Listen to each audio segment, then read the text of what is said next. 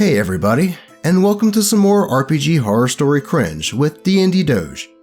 In today's episode, we have a tale about a dungeon master that forces a player to become the main character, but then targets his character because of it. A story about a player that doesn't understand that one-shots require a bit of railroading, and much more. So, without further ado, let's get right into these stories. A one-shot is too railroady by Reddit user Wizard Tupperware. Our usual DM was away on holiday, so I offered to run a one-shot set in a homebrew world that I had been putting together in case I decided to become a DM after our regular campaign ends. We play using a virtual tabletop and voice call.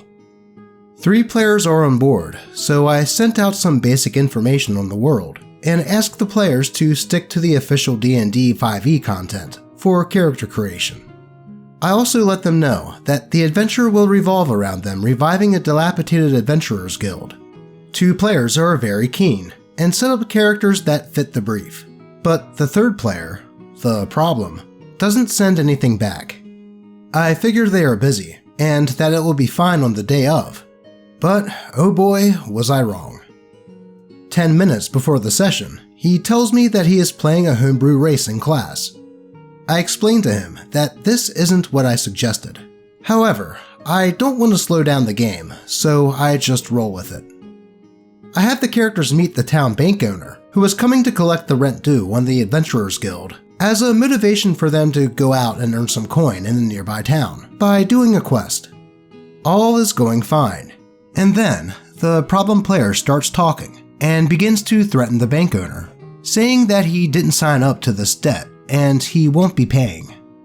A bit confused, I, as the bank owner, reiterate that the debt can be paid in installments, and that the first is due at the end of the week. Problem then full-on begins threatening the bank owner, to which the bank owner casts suggestion on Problem and suggests that he be more polite. Problem then says, "Well, he attacked me, so I'm going to attack him," and proceeds to try and murder this bank owner. I then take a step back out of the game and explain that this is putting me in a difficult situation, and that I would be happy to retcon the spell and the debt if it meant that we could carry on with the story. Problem responds with a sharp, "No, this is what my character wants and what I want." I, very shocked, sort of say, "Well, I guess the guards come and arrest you." Problem then says that his character runs off into the woods. The final line that sticks with me before he left the voice call was, "This was just too railroady for me, and not the game I want to play." Keep in mind, this was a one-shot I was running as a favor for the group, so we did not miss a session that week. I end the session there before we had even begun properly, as I was too shocked and upset to carry on. The next regular session for the campaign, Problem quote-unquote apologizes to me. He said he had a rough day at work and wasn't in a good headspace. He also stated that he didn't realize that I would cancel the session when he left, so apologized to the other 2 players as well. I begrudgingly accept the apology, but as soon as I did, he went on to say, "I can give you some pointers and suggestions in the future, as it seems like you really struggled to make it not railroady and boring." I muted myself so I didn't flip my lid, before politely stating that I will not be taking feedback from him. What a guy. What a guy indeed. Did he not understand that one-shots are kinda supposed to be railroady in nature? I mean, the DM needs to get things started and ended within one session, thus the name one-shot. And if you have a player that is constantly trying to sidetrack things, it just makes things all the more difficult for the DM. I would say that at least the problem player apologized, but then he had to go and tell OP that he could help him not be a bad DM? Seriously, what a dickhead. Let's move on. Need advice on dealing with someone abusing X cards by Reddit user Gnome Ranger. For those of you who don't know what an X card is, it's a card a player can hold up to non-verbally say that a scene or event is traumatic to them. I didn't know what they were either until this player joined our game. We were 5 sessions in, about 15 hours, and this person holds the card up whenever they feel like they're being targeted by an enemy, so their character is basically immortal. What's motivating this post is that they held it up earlier when they couldn't afford a health potion, and the reason given was that poverty is traumatic. They're poor in real life and want to escape. They added that they have no access to healthcare, and being denied a health potion is bad for their experience as well, so they got the health potion for free. I don't want to be the person to ask someone with poor mental health to take away their safety net, or accuse someone who experienced trauma of being a liar to get advantages, but I think we're being trolled. The DM is stuck on what to do as well because it's becoming unfair and disruptive to the game. Honestly, what do? It's a tough situation. I mean, imagine kicking someone from a game because they're mentally vulnerable. Update. I talked to my DM, who is my friend, and the other players online are relative strangers, and he and I are going to talk to the player in private. If they don't give up on the X cards, they're getting kicked. I just wanted verification that we're not being harsh and rude. Thanks all.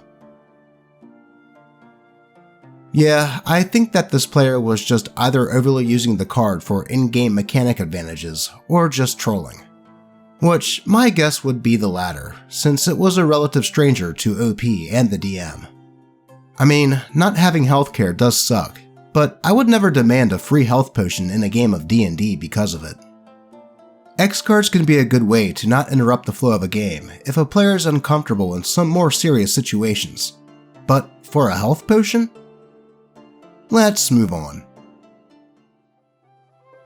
He literally crucified my character. By Reddit user LTCaptain12. So my first D&D campaign was also almost my last. I was 18 or 19 in college, and my friend wanted to DM a campaign, and he asked me and a few others to play along. We were a human ranger, a mutual friend, a human wizard, me, a dwarf barbarian, and a tiefling rogue, the DM's wife. Session 0 happens without much of an interest until we settle in for our first long rest. We're sitting around telling stories, old fantasy style, when a mysterious figure approaches. At first, he seems like a kindly NPC. He shares food and drink with us. After a bit of idle chat, this random character suddenly stands up and attacks us. When we ask to roll initiative, the DM chuckles and says, "Oh, this isn't a fight. This is all scripted." He then proceeds to destroy our team, shatters my staff, melts the ranger's bow, and buries the dwarf alive. The session ends with our spirits broken and no one really wanting to continue. After the session ended, the DM took me aside in private and says, "Okay, I get you guys didn't like that, but I need your help. I'm going to need you to lead the team and keep us on track. You're a writer and know how stories have to go." I try to explain that this isn't writing. There are no main characters, and I'm not sure this is a good idea. Then the guy literally tells me, "If you don't, I don't know how we're going to continue." Begrudgingly, I agree, and we go into session 1. I basically lead the party like Gandalf, with notes from the DM. The problem is that at the end of every session, the DMPC, the mysterious traveler who stomped us, shows up and kicks our asses, literally every time. A few sessions in, and the party is getting annoyed by it. We then end up in a town where we get split into 2 teams. The ranger and I get bum rushed, and my character is literally hung on a cross and lit on fire, just as the other members of the team reunite with us. The DM says, "The wizard feels the skin melt from their flesh before a flash of light blinds everyone.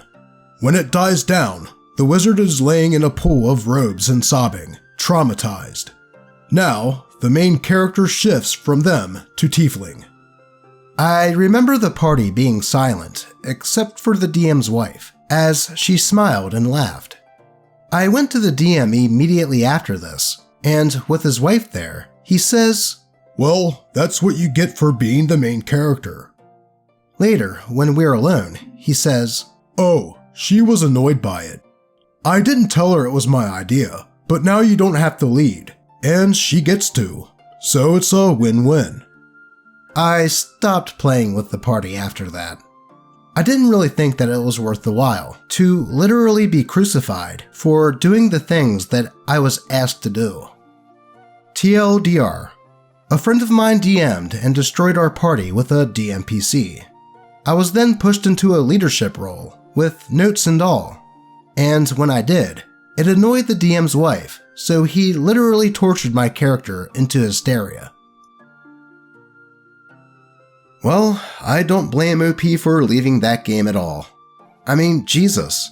If the part with the DMPC attacking the party and the players not getting to even try to fight him was already enough to say screw that game, but then the DM tells OP that he has to be the main character.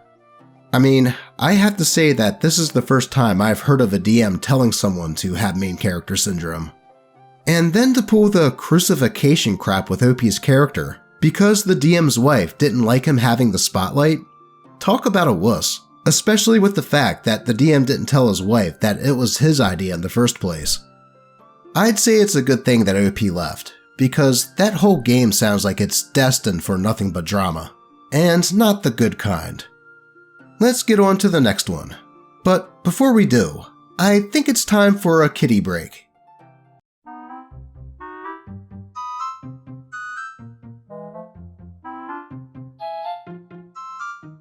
There we go. Now on to the story. Dungeon Master refuses to let Paladin be a dimensional character. By Reddit user breadboy96. So here's a little story from something that just happened. I've been looking for other campaigns to play in lately, and I joined a Discord for a campaign that was going to start tomorrow. People were talking about what classes they were going to be, and I mentioned that I was going to be a paladin. The Dungeon Master immediately replied and told me, "Don't tell me you're playing a paladin, because if that's the case, you're gonna die very early on." I asked him what he meant by this, and he told me that paladins are supposed to die, and that is what makes a good paladin, because they either die because of themselves protecting people, or are killed by other paladins for breaking their oath. When I mentioned that I was deciding to switch from lawful good to a neutral good oath of vengeance, he got very upset. He told me that paladins cannot be anything outside of lawful good because paladins are religious zealots, are supposed to be one-dimensional, and that if I did not stick with this cookie-cutter plan, I would immediately be considered an oathbreaker paladin and evil at the start of the campaign. So I left the campaign. Remember, kids, no D&D is better than bad D&D. Well, this OP did the right thing when confronted with that situation and just noped out of there. It seems to be a theme where some players and dungeon masters have a very narrow view of what a paladin should be, and seem to think that any nuance to the character makes them not lawful good. This just shows a lack of imagination on the DM's part, and something tells me that that is going to be one boring campaign. Moving on. Yeah, maybe trying to poke one of my players with a romantic subplot wasn't the best idea. By Reddit user Noxy24. So, the player in question, who I am good friends with to this day, reminded me of a dumb thing I tried to do with him as the DM of a game I ran about 2 years back. It was a Chronicles of Darkness game with a lot of homebrew elements thrown in. Now, before we start, I need to talk about 2 things about myself when it comes to tabletop RPGs. 1. I am a sucker for romantic subplots and storylines. I am the player who, if the game ends up having a romantic subplot in it, is the reason why there is one. Not all the time, but I have been the only one in the group who has gone after these kinds of stories. I do, though, make it a goal to keep everything clean and not problematic, often making absolutely sure that the DM is cool with it before making any moves with my player, and only trying to romance NPCs. As a DM myself, I have the tendency of having 2 NPCs hook up as, like, a background thing. And 2, my creativity sucks. I have a hard time being original, and in this game that I was DMing, most of my NPCs were just thinly veiled references to characters from other pieces of media. So, in this game, the player in question made a character who came from an orphanage and asked me to fill up the orphanage with all sorts of characters. Since the orphanage was important to his character's personal arc, I decided to make one of the other orphans a helper to a major villain. Said villain is fought, and the other orphan ends up realizing the error of her ways and joins up with the group. Now, in hindsight, I should have just left it be at that, which would be having a character exist that my friend could interact with regularly. However, this new character I had based on a character from a piece of media that involves her doing some stuff for the sake of someone she had a crush on. So my genius brain decided, let's see if I can make something happen here. Literally, the moment it became clear that I was poking him with this, he stopped and went, "Okay, I know what you're trying to do, and I'm not doing anything romantic with this character. And frankly, I am super uncomfortable that you are trying to set up a possible romantic subplot between my character and a character that my character would view as a sibling." So yeah, I killed my attempt after that. The game progressed normally, and looking back, I feel like I could have done a lot different.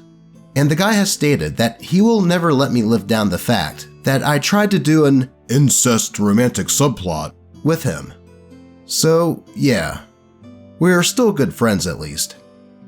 TLDR, I kind of tried to do some romantic subplot with a player who didn't want one at all, and now I am going to be made fun of for it forever. Honestly, OP did the right thing here. OP just tried to introduce a romantic NPC for her player, and there's nothing wrong with that. Plus, when the player stated that they didn't want that and was uncomfortable with it, OP did the right thing and stopped. OP listened to their player, and that is what a good DM does. However, the real horror of this story is the fact that the player won't drop the subject and stated that he won't let OP live it down. I can see how a friend making something that is so innocuous into something that he won't let go could be a bit annoying. And for him to say that two people that grew up in an orphanage together possibly becoming romantic later in life being an incest subplot says more about him than OP. So yeah, OP is not the horror story here. That player is. But that is all the time we have for today. As always, I appreciate all of you, and may your games remain horror story free. Until next time.